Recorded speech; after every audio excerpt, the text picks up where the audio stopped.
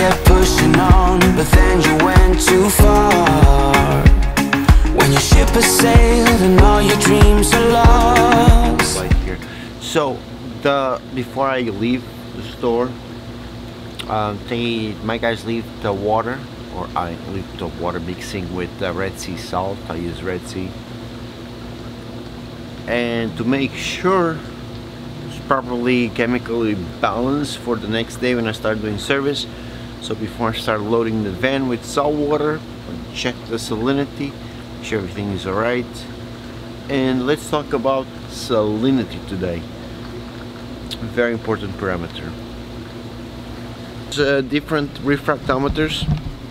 I usually use this one, the Milwaukee one. It's a digital refractometer.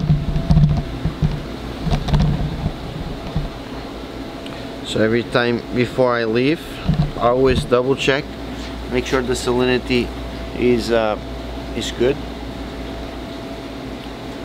And super important, because from what I remember, some guys back when I was working in a big company, one time this one guy filled up a saltwater tank with RO water, which that's the last thing you want to do. So refractometer, this is a digital one. There's also analogic ones where you put a little bit of water and you can see the line. So to go 1.025, that's specific gravity. And yeah, that's what we use here in the US, and maybe most in the hobby, but in science departments we use grams per liter. I believe 1.025 is about 33 parts per thousand, or 33 grams of salt per liter. Everything is wrong, you feel like it's your fault. Just remember, I will be there for you, baby. Remember, there's nothing out there to get you, don't forget it. When life throws lemons. All kinds of different salts that you can use. We use Red Sea, which I just like the brand, really good brand, quality, very stable, and it's been around for a while. But depending on the type, so if you only have a fish only tank, you don't need to go with the craziest, most expensive salt. You can go with something a little bit cheaper. You can go, for example, with Eastern Ocean salt, like the purple one. If you have corals, you might want to have the one that has more calcium and alkalinity. And then if you want this tropic marine, for example, has probiotics. And then the Red Sea salt, I really like it. So they do ICP tests, so quality is kind of guaranteed there. And then there's a new Aqua Forest with probiotics and all that good stuff. Probiotics is just bacteria to properly sporulate. The bacteria needs to be in spores to actually survive, being in salt like that, because the AWs is like super low. What else? So yeah, you want to make the water with RO water, highly pure. The closer to 0 TDS, the better. If you start getting 3, 4 fish only, not a big deal. If you have corals, probably change the DI. But the more frequently you change the sediment, the carbon, the better. I always check the fish in the morning, make sure everything is alive. Nah, I got like safety backups, alarms, and also air injection, supported by batteries. Alright, so that's pretty much all that I'm remembering regarding salt. Something comes up, I'll let you know tomorrow.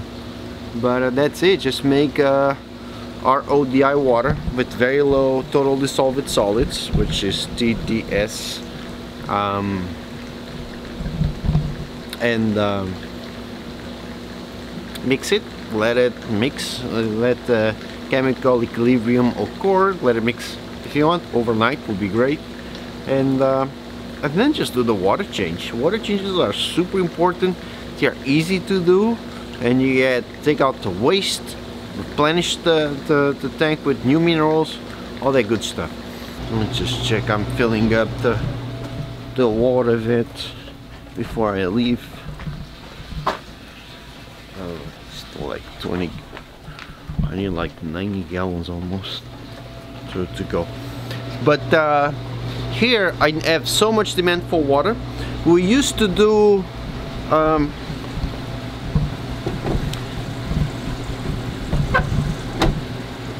natural seawater, but then the problem is I believe, I gotta study this a little, I gotta double check the news better, but I believe there was some factories on the west side of Florida, like in the Gulf area, that throw some that release contaminated water with pollution.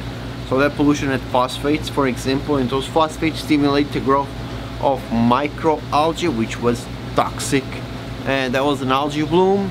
Currents drag that microalgae around, end up coming to this side, on the east side, and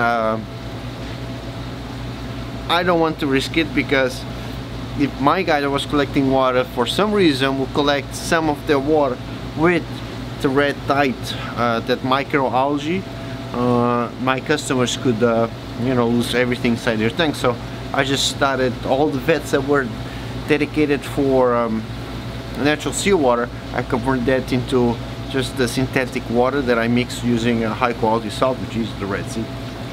I use this big machine, this big RO unit, which I gotta change every 6 months or so. I change, it's a process. It's not easy to do, to change, it's so not easy to change the RO membrane. This is a carbon, this is all carbon. That's a DI canister. So I always stay very at 0 TDS. Once it gets like to 3, 4, you know, I call my guy and I change it, but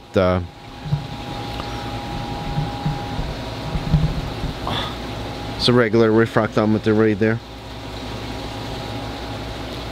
That used to be, that's like a backup if something ever happens to this one or is being serviced, but usually in a day everything is done, just a few hours to change the membranes, everything.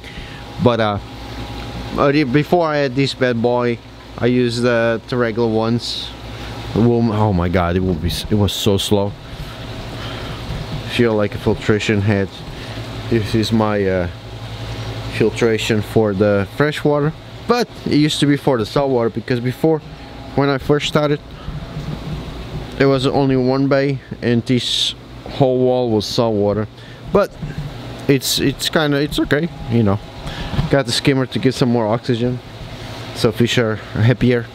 But yeah, these ones pretty much it's always at 0 TDS.